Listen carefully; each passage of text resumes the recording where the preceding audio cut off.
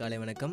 ஜூலை 4, 2017 செவ்வாய்க்கிழமை இன்றைக்கான ஐபிசி தமிழின் பத்திரிகை கண்ணோட்டம் நிகழ்ச்சிக்கு உங்களை அன்போடு வரவேற்கிறோம். இன்னைக்கு தினத்தந்தியிலையும் தினகரன்லையும் ஒரே செய்தி தான் ஹெட்லைன்ஸ் அமைஞ்சிருக்கு. அதன்படி தினகரன்ல விவசாயிகளுக்கு கடன் தள்ளுபடி செய்ய உச்சநீதிமன்றம் இடைக்கால தடை, தமிழக அரசின் மேல்முறையீட்டு மனு மீது உத்தரவு. வறட்சியால் கடுமையாக பாதிக்கப்பட்ட தமிழகத்தில் கூட்டுறவு வங்கிகள் மூலம் பெறப்பட்ட அனைத்து விவசாய கடன்களையும் தள்ளுபடி செய்ய வேண்டும் என்று சென்னை உயர்நீதிமன்றம் பிறப்பித்துள்ள உத்தரவுக்கு தடை விதித்து உச்சநீதிமன்றம் நேற்று உத்தரவிட்டதுன்னு இந்த செய்தி தொடருது.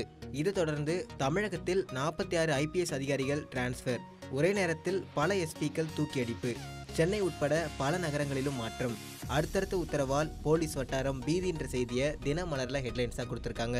இதே தினமலர்ல அடுத்தபடியா கர்நாடக அணைகளில் நீர் திறப்பு அதிகரித்துள்ளதால் மேட்டூர் அணைக்கு நீர்வரத்து அதிகரிக்கும் வாய்ப்புள்ளதுன்னு குறிப்பிட்டிருக்காங்க. இதுக்கு அடுத்தபடியா அமைதியாக கலைந்து போக போலீசார் அறிவுறுத்தியும் கதிராமங்கலம் மக்கள் வன்முறையில் ஈடுபட்டதால் லேசான தடியடி நடத்தப்பட்டது. சட்டசபையில் முதலமைச்சர் பேச்சுன்னு தினத்தந்தியில குறிப்பிட்டிருக்காங்க. இதுக்கு அடுத்தபடியா கதிராமங்கலத்தில் எரிவாயு எடுப்பதால் நிலத்தடி நீருக்கு எந்த பாதிப்பும் இல்லை, ஓஎன்ஜிசி எண்ணெய் நிறுவன அதிகாரிகள் விளக்கம்னு தினத்தந்தியில குறிப்பிட்டிருக்காங்க. இதை தொடர்ந்து கதிராமங்கலத்தில் சுமூக நிலை நிலவுகிறது என கூறி போலீஸ் அராஜகத்தை மறைக்க முயற்சிக்கிறார் முதல்வர் என்று திமுக செயல் தலைவர் ஸ்டாலின் குற்றம் சாட்டியுள்ளார்னு தினகரன்ல குறிப்பிட்டிருக்காங்க. இதுக்கு அடுத்தபடியா தமிழகம் முழுவதும் 1000 தியேட்டர்கள் மூடல், கேளிக்கை வரியை நீக்க கோரி நடந்தது. தமிழக அரசின் கேளிக்கை வரியை நீக்க கோரி மாநிலம் முழுவதும் நேற்று 1000த்திற்கும் மேற்பட்ட சினிமா தியேட்டர்கள் மூடப்பட்டனன்னு தினமலர்ல குறிப்பிட்டிருக்காங்க. இந்த செய்தி மற்ற எல்லா பேப்பர்லயும் முக்கியமான இடத்தை பிடிச்சிருக்கு. இதே தினமலர்ல அடுத்தபடியா கோடநாடு எஸ்டேட் ஊழியர் மர்ம சாவு, கழுத்தில் தூக்கு தடயத்தால் அதிர்ச்சி.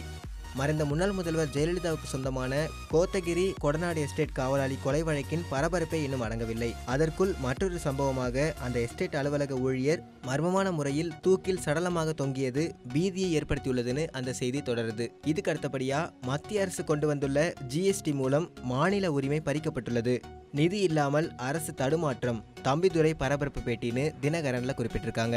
இதே தினகரன்ல அடுத்தபடியா நாடு முழுவதும் ஒரே வரி விதிப்பான சரக்கு மற்றும் சேவை வரி கடந்த 1ஆம் தேதி அமல்படுத்தப்பட்டது.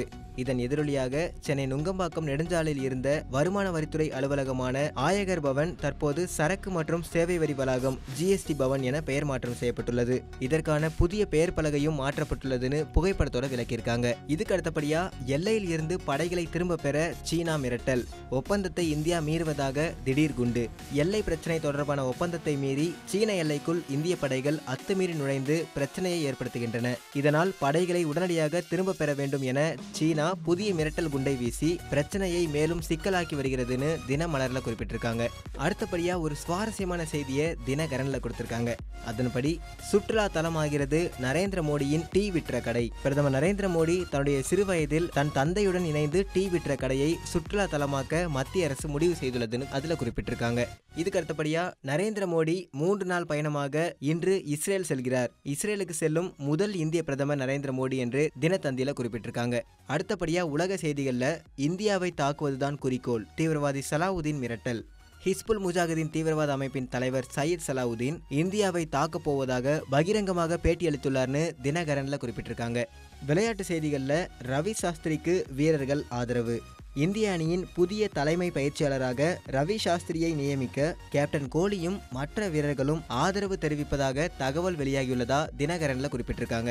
இதுக்கு அடுத்தபடியா விம்பிள்டன் டென்னிஸ் போட்டியில் ஒற்றையர் பிரிவில் நடப்பு சாம்பியன் ஆண்டி முரே, முன்னாள் சாம்பியன் வீனஸ் வில்லியம்ஸ் ஆகியோர் முதல் சுற்றில் வெற்றி பெற்றுள்ளனர். இதோட இன்றைக்கான ஐபிசி தமிழின் பத்திரிகை கண்ணோட்டம் நிகழ்ச்சி நிறைவடையுது. மேலும் இது போல சுவாரஸ்யமான பல செய்திகளை தெரிஞ்சுக்கணும்னா www.ibctamil.com என்ற இணையதளத்தில் தெரிந்து கொள்ளலாம்.